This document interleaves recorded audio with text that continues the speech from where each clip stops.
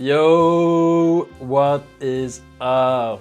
Welcome to another video with me, GuitArmin, and my beautiful cameraman, Teddy. We're having a cozy evening here at my place. We're just chilling around, and I have my guitar. And, I was at the gig yesterday, and some of my friends came, and one of them actually said, "Armin, you should learn this tune." And so I listened to it, and I was like, wait, this tune is really good. And it's called Cup Bearers. Not really sure how to pronounce that, but it's a really cool tune, and he showed me a version with Robert Edwards. I actually started playing some of it today, so I guess I could just show you some stuff from it. We're gonna dig in, have some cozy time with our guitar, just kind of transcribing, kind of noodling, see what we come up with. That's kind of what we're gonna do tonight. It's gonna be a real cozy evening. But this is by Robert Edwards. Just somebody, a trombone player. It sounds really cool. So it starts with this piano intro.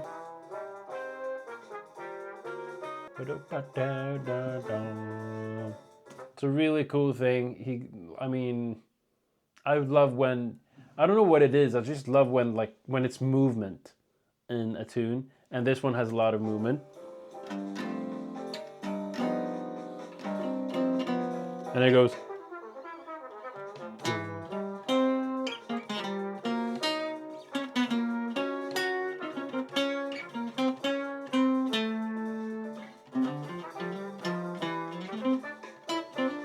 So I gotta practice it some more, but it's so cool. So I really recommend you checking that tune out. It's really cool. It kind of reminds us of some Coltrane stuff, and we love Coltrane stuff. So I do, at least. I really love Coltrane.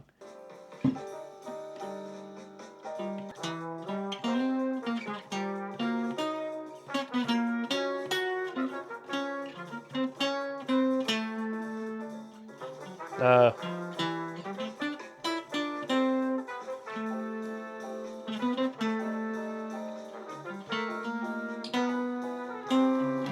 uh,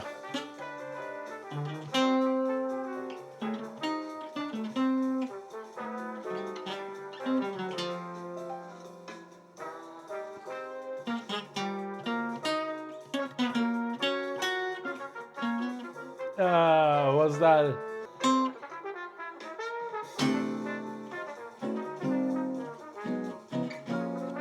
So that's all I know, and I don't know a lot because I haven't worked on it enough, so I have to practice this. And yeah, so I actually looked at this today. Ooh, one thing I wanted to tell you guys, I actually saw that there was a new member of Improvisation Made Simple that just joined, and that made me so happy because we've put so much, to be honest, we've put so much blood, sweat, and tears into this Improvisation Made Simple program that is live right now. So for everybody that wants to transform their playing, you can do that in the description below. It just feels good to have everything I know is personally compressed into a course. It just feels good that I can kind of offer that to the world. And man, it's just such a fulfilling feeling. And I wouldn't be able to do it without my cameraman. This program is also my way of having an income stream as a musician. What's funny is just 1.5 years ago, I started making YouTube videos, and now it's just become part of my life. I just think it's so much fun.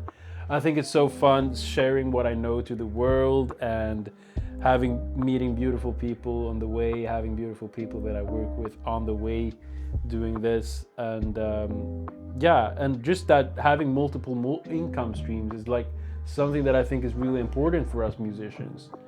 And it's using social media to your advantage is something that I really think you should do, because you sit on so much knowledge, knowing how to play guitar or whatever your instrument is. Just putting something on social media will not hurt. It will just make somebody else inspired. And getting through those demons in your head that says you can't do it is like can be one of the best things ever, because it can help you so much financially in your life. So that's just something that I'm really grateful for and just feel like I want to share with you guys. And yeah, so what I do for income, if someone asks like, okay, but what do you do? How do you get income every month? What I do is I gig at hotels. So I play at 2 hotels right now. That's one income stream from playing gigs. And what's really good with playing at hotels is they actually have money. You can sign with them. You sign a contract where it says you're gonna get this amount of money. That's just a story that me and my friend, we went around to like a million different places to just get gigs. And that's really made a lot of, like, it's so nice thing to know that you're gonna play every week, because it makes you like practice. It makes you like always be on the grind, you know what I'm saying? So basically that's one way of making it income. And then I have another, I actually work in a clothing store, which none of you might know. But actually me and my cameraman, we work at the same store. So it's really fun. That's also like, we're a small team working at a clothing store, helping people, helping customers, running around. So I kind of work there maybe once or twice a week. So that's also a nice income stream, to just have that always coming in. And once, twice a week is not going to do anything. I still have time to practice, you know what I'm saying?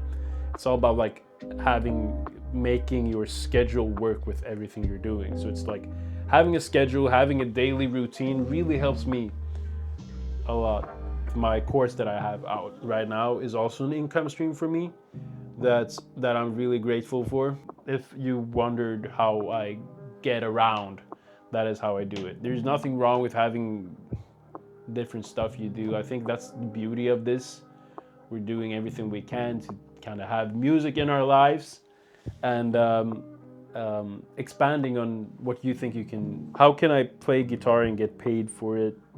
How can I do what I love and get paid for it? Just a nice thing to think about, I think.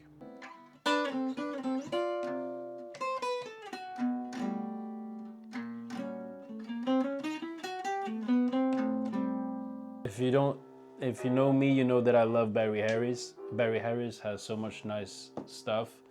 This is a album called Barry Harris Solo. And it's just him playing solo piano. And that makes me so... By the way, if you know that tune, it's called Monk's Mood. So it goes... starts like that.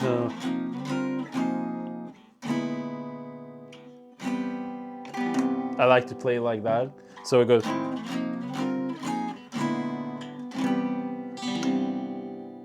So that's just the beginning.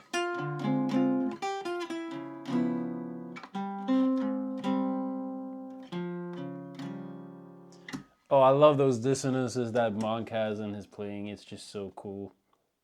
It just makes one feel... I don't know, I just feel like it's so goofy, but so melodic. And I don't even know how to put words on it. It's just so nice. It's so vulnerable playing this jazz music, because we're actually playing a music that's been around for hundreds of years, or like 100 years maybe it is. And it's like, you want to pay respect to it. I don't want to be tired when I play. I want to be like, okay, focused. The last few weeks I haven't listened to jazz at all. And that is fine too. You know what I'm saying? If you don't feel like you want to listen to jazz, why do it? Like, why would you force yourself to listen to something if you don't feel like you're going to do it?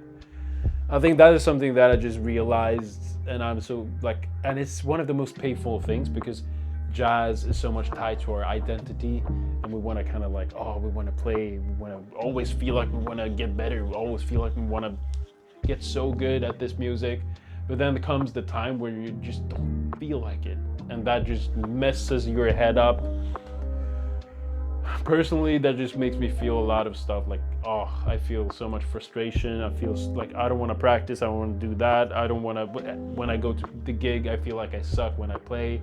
But in reality, I don't suck when I play, because I've practiced for a lot of years. I'm not going to suck, you know what I'm saying? It's just in our head. It's probably in your head too. We all have our demons, right? And it's just something that I feel like I just start like making peace with that feeling. You know what I'm saying? It's like that peace, that feeling of like, I don't know, the demon trying to drag you down, saying you suck, or the demon saying that, oh, you're not a jazz musician, because a jazz musician would listen to this music 24/7. Well, come on, like, cut me some slack here. So I feel like it's just having confidence that this is what we do. It's just part of our life, but maybe it's temporary, maybe it's forever. Who knows? I don't know. I love this as of right now. I think this is really fun. But I mean, days come when I don't want to play at all, when I don't want to play music at all, when I go to the gig with my friend and I'm like so out of it. But yeah, there's just something I wanted to tell you. I don't really know what to say right now. I feel like this is just a nice evening, right? A new concept. A new concept. That is so true. Thank you. Because we actually, I feel like this way of making content, like more like vloggy, kind of having a lesson, Down and more raw, having something that we can, if there's something special I want to talk about, I can do it like this, like face to face. You know what I'm saying? Like having this intimate conversation where you can get an insight of like my life and what I do as a musician, 26-year-old musician in Stockholm, Sweden, doing what I love for a living, and kind of just, following my dreams. You know what I'm saying? Just being passionate about what it is we're doing daily, and trying new stuff. I mean, we are so dedicated to this. Like, we want to, we want to travel to different countries. We want to do like all of so much stuff with this. So if you're like in this, watching this, you should really subscribe to be a part of a journey that's just beginning. Did you know that? Okay, let's see what I can come up with. Okay, let's do the diminished thing. Over any major chord, you can play a diminished, and it sounds really good. So imagine you have a A major 7, go down a half step, and play a diminished like this. And it's just a variation of a major 7. So imagine you play a 2-5-1 in A major, you go. So B minor, E7, E7, A flat diminished. So you do that as like a.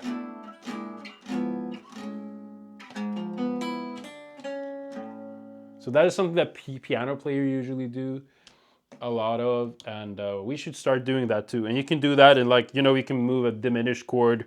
I talk about all of this in the course. But yeah, so diminished chord, go down a half step from a major 7 chord, and you got yourself a diminished chord. And look at that, now you've learned something too. So really glad you stayed for the whole vlog, for this whole evening. I'm gonna go transcribe some more, have just a cozy evening here with my cameraman. And I'll see you in the next vlog. Take care of yourself. GuitArmin out.